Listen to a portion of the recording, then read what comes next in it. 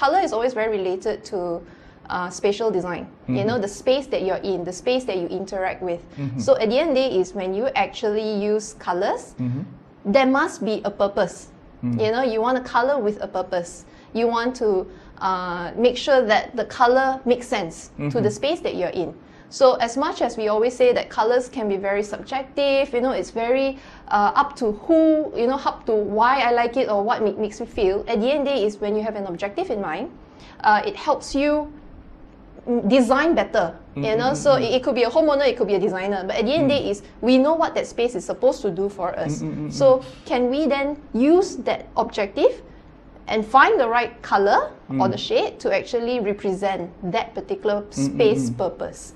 So I think what I hear from you is really perhaps in our creative design process, you don't put color per se as an afterthought, but you try to put it at the beginning with more intention on the end goal, what we're trying to bring out through our design, if I hear you right. Yes, that is very ideal because you mentioned about wellness, right? Wellness has to start from the beginning. You know, it has to work for you from the beginning because you don't want to do something and then realize that you put in the wrong color and it just totally clashes with everything that you're supposed to be doing with it. You don't feel connected to that color, or you feel that the color doesn't represent correctly what you're doing. So what we wanted to also promote with this webinar is also because we wanted designers to be more conscious, you know, be more conscious about what is it that you're designing. It's not just being creative for the sake of being creative.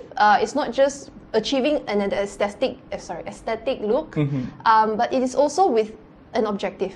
At the end of the day is when you don't have an objective, you lose your sense of purpose, and you realize that, you know, you're only trying to do things after that, which is what you said, you know, afterthought, which is actually too late. Then you realize that the wellness part has not been met because, you know, it didn't start from the beginning. It was a later thing. Correct. You know? Yeah.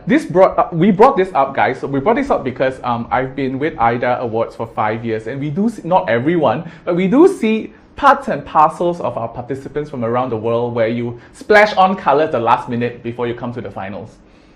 Maybe not the smartest way to do things. So it really is about really putting consideration of the objective, which ties into Wei Ling's expertise in terms of performance, right? How do we put in this consideration, or how would you advise young architects and designers? How do we put more strategic and conscious decisions and considerations when we are about to specify a paint, even if it's just for a design concept?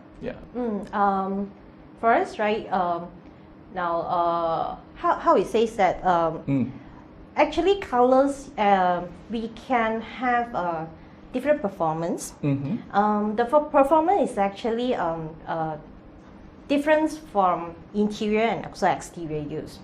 Now, you will see that designs of the colors for exterior use, or what we call it for the facade use, should be not really says that should be, but the colors is good for choosing the a bit dull or close to the earth tone color because of the color pigment used. And you will see that there are some color pigments is actually suitable for the exterior due to the UV exposure, and then that's why it is more long lasting.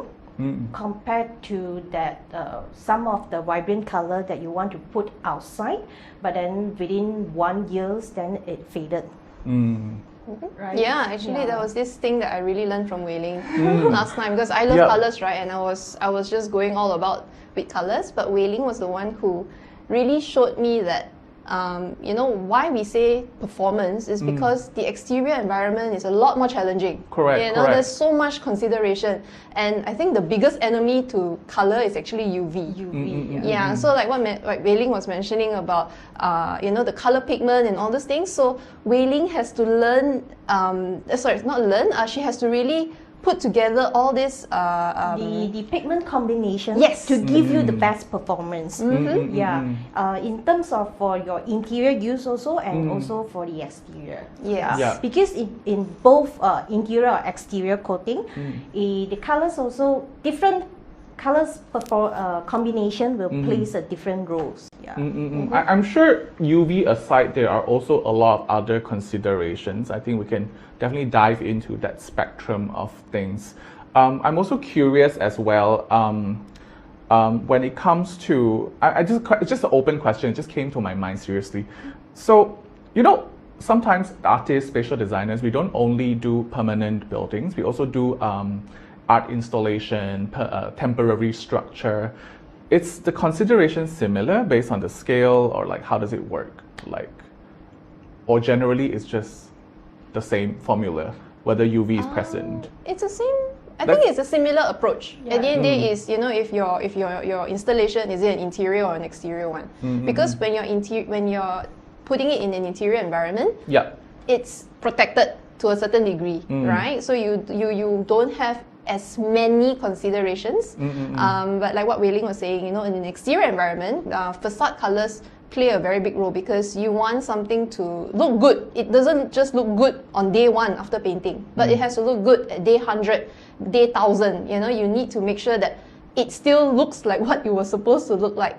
So I think what we wanted to also share is that these are things that, yes, it's technical, but there is an important need for you to understand certain practical limitations that coatings come with.